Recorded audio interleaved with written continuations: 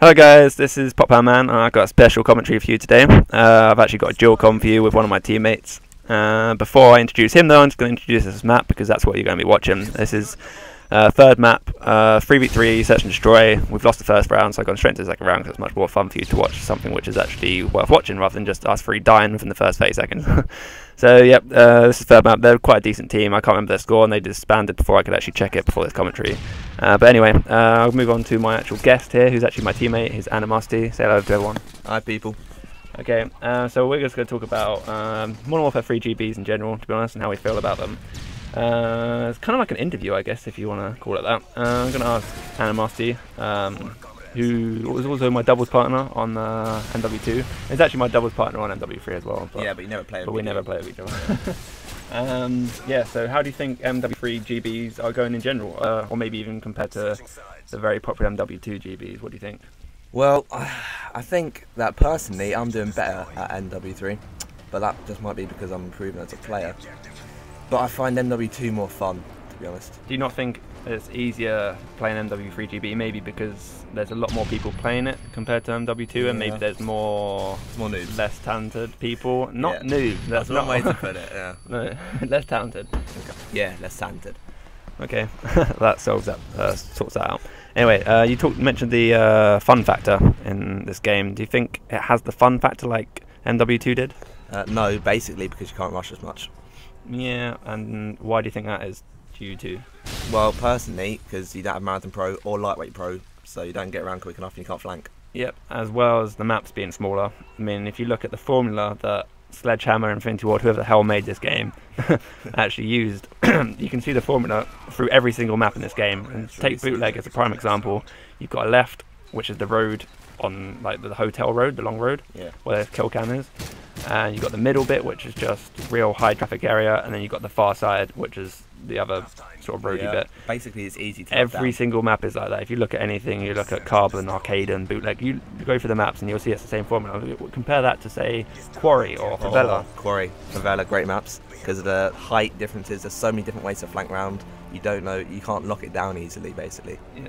Even if you like cover middle, some guy like on an MW2 can just jump above you, go go underneath you, go through the room next to you, come in through one of the 5 different entrances.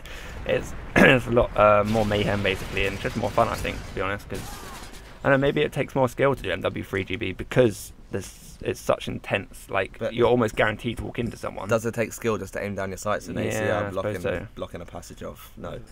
Okay, so do you think people maybe will migrate back to MW2 GB like they did for Black Ops? Because I know like people were playing MW2 GB like up until like the day before MW3 came out, because Black Ops was not as fun basically as MW2. Do you think people will leave MW3 at any point in the future and go back to MW2 maybe? I think they will, but not yet. MW3's got a lifespan that can extend a few months longer yet, but I think eventually people will go back to MW2 because it's more fun.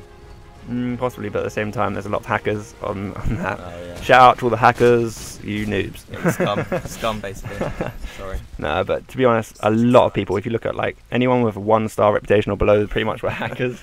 So I don't think people really want to go back to that. I mean, we even considered going back to MW2, but then we thought, well, no one's really playing it at the moment, and they are probably just hackers if they are playing. So yep, maybe in a few months' time people might start going back. And you never know, Infinity Ward might What do you think? It. Maybe because there's DLC coming out in the very near future, do you think people will be playing GB on the new DLC maps more?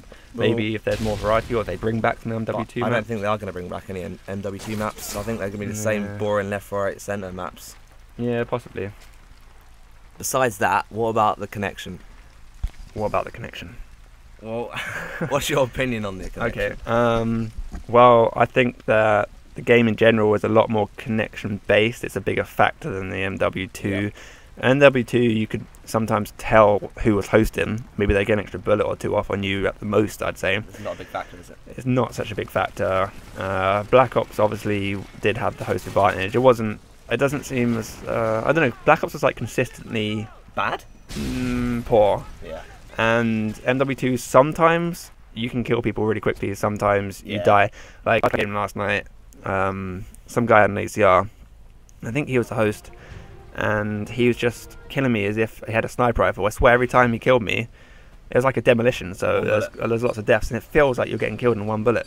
And then you look at the kill cam, they fired 5 or 6 at you. I'm sure everyone's experienced problems like that in MW3. Yeah, and it's the inconsistency, I think, because like at least on Black Ops, if you're hosted, you know you've got the advantage. But with this, there's this lag compensation and everything, which is just confusing me really. Probably the worst idea ever, maybe. Well, it's not the worst idea ever. It's just the implementation of it was not well done. They maybe rushed it out and they didn't use a beta or anything. They didn't properly test it, from what I can see, and maybe they only tested this game on LAN and they thought this game was amazing. Maybe it was amazing if everyone plays on LAN, but I don't think many people do unless you own MW3 Pro.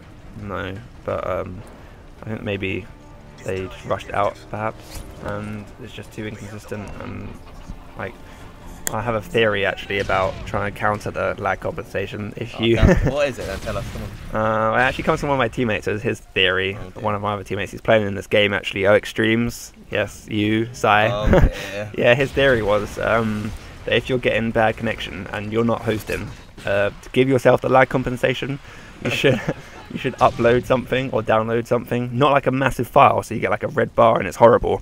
Just do like a little upload of something, and that should give you the lag compensation. Sounds a bit dodgy to me. It does sound a bit dodgy, but but you know, it's worth a try. If the game is broken, then why not try and fix it? Fix it yourself. Yeah. So, take matters into your own hands. Yeah, so that's just a little idea that we have.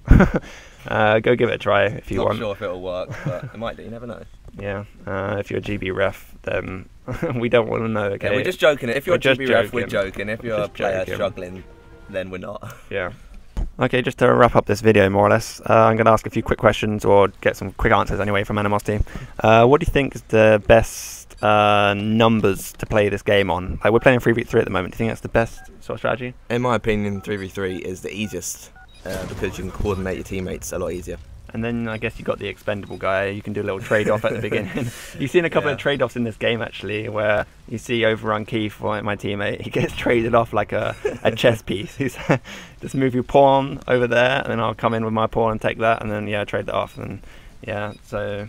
Yep, 3v3s are easier than 2v2s, and definitely better than 1v1s because 1v1s just involve luck and connection basically. I guess I can agree with that, yeah. So we think 3v3s are the best. 4v4s are fun, I have to say. Yeah, they're more fun, but they're more difficult to coordinate, I'll give them that. So what do you think? Oh, it's game over, the game's over, the game is over. Also, yeah, there's no more tips. That's the end of the video, we're going to have to cut out short, so say goodbye. Time to go home for me, bye-bye guys. You are home, you noob, you're my brother. Oh yeah, I forgot. Okay, that's the end of that, 4-2. Okay, so say goodbye, and we'll see. Bye. Bye.